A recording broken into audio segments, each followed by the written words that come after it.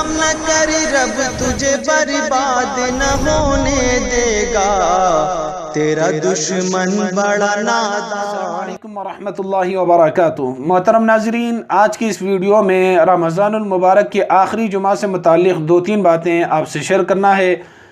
جسے لوگ جمعۃ الوداع کے نام سے یاد کرتے ہیں اور اس کے لیے خصوصی اہتمام کرتے ہیں، اور ایک غم کی سی بھی کیفیت طاری رہتی ہے، اور بعض مساجد کے اندر بعض خطبہ اس کے لیے الگ سے خطبہ دینے کا اہتمام کرتے ہیں، جسے خطبۃ الوداع کے نام سے یاد کیا جاتا ہے۔ اس میں کچھ مخصوص الفاظ استعمال کیے جاتے ہیں، جیسے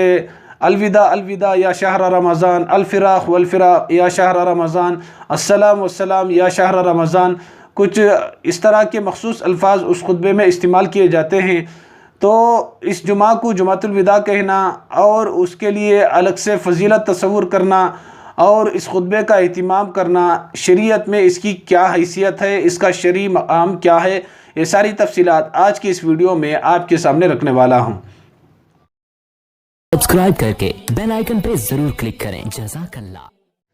دیکھیے، اس میں کوئی شک نہیں، جمعہ کے دن کی اہمیت فضیلت مسلم ہے، بڑا بابرکت دن ہے، بڑا مقدس دن ہے، سید الایام کہا گیا ہے، اور اللہ تعالیٰ نے قرآن مجید کے اندر جمعہ کے نام کی مستقل صورت نازل فرمائی ہے، اور جمعہ کی اذان کے بعد حلال کاروبار حرام ہو جاتا ہے، اور جمعہ کے دن خصوصیت سے اللہ کے نبی صلی اللہ علیہ وسلم پر کثرت سے درود پڑھنے کا حکم دیا گیا ہے۔ خود اللہ کے نبی صلی اللہ علیہ وسلم نے ارشاد فرمایا کہ جمعہ کے دن مجھ پر کثرت سے درود بھیجا کرو، اور جمعہ کے دن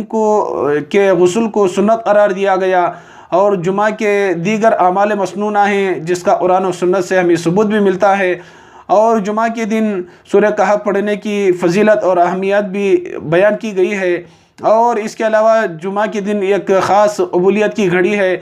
کہ اس میں جو دعا کریں گے اللہ تعالیٰ اس دعا کو ضرور قبول کرے گا۔ اگر یہی جمعہ رمضان المبارک کے اندر آتا ہے تو نور علی نور، اس کی فضیلت، اس کی اہمیت، اس کا اجر و ثواب اور زیادہ بڑھ جاتا ہے، اس لیے کہ جمعہ کا دن خود ایک بابرکت دن ہے، ایک مقدس دن ہے، اس کی ایک الگ مستقل فضیلت ہے۔ اب رمضان کا مہینہ یہ بھی بابرکت مہینہ ہے، یہ وہ مہینہ ہے جس کے اندر اللہ تعالیٰ جنت کے دروازے کھول دیتے ہیں، جہنم کے دروازے بند کر دیتے ہیں۔ یہ وہ مبارک مہینہ ہے کہ جس کے اندر اللہ تعالیٰ شیاطین کو قید کر دیتے ہیں۔ یہ وہ مبارک مہینہ ہے جس کے بارے میں اللہ کا قرآن کہتا ہے شہر رمضان الذی انزل فیہ القرآن۔ اللہ تعالیٰ نے اس بابرکت مہینے میں قرآن مجید کو نازل فرمایا، اور اس مہینے کا آخری عشرہ یہ تو سراپا رحمت ہے اور جہنم کی آگ سے خلاصی کا ذریعہ و سبب ہے، اور آخری عشرے میں اعتکاف کی اہمیت اور فضیلت کو بیان فرمائی گئی ہے، اور شب قدر آخری عشرے ہی میں چھپی ہوئی ہے۔ تو بہرحال رمضان کے مہینے میں جمعہ کا آنا، اس کی فضیلت اور اہمیت اور زیادہ بڑھ جاتی ہے۔ اب رہا یہ مسئلہ کہ رمضان کا آخری جمعہ، اس کے لیے الگ سے اسپیشل کوئی خاص عمل، کوئی خاص اہتمام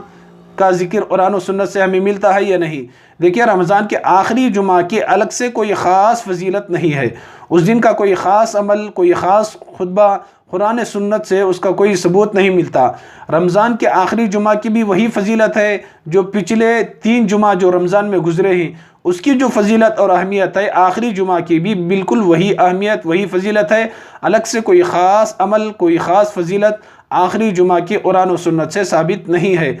ہاں، اگر کوئی اس معنی کر کے آخری جمعہ کا اہتمام کرتا ہے کہ ہو سکتا ہے میرے لیے رمضان کا آخری جمعہ ہو، آئندہ رمضان مجھے میسر ہو یا نہ ہو، یہ سمجھ کر اس نقطۂ نظر سے آخری جمعہ کا کچھ زیادہ اہتمام کرتا ہے، اللہ کے نبی صلی اللہ علیہ وسلم پر کثرت سے درود پڑھتا ہے، سورہ کہف کا اہتمام کرتا ہے، اور اول وقت میں مسجد میں آتا ہے، اس نقطۂ نظر سے کوئی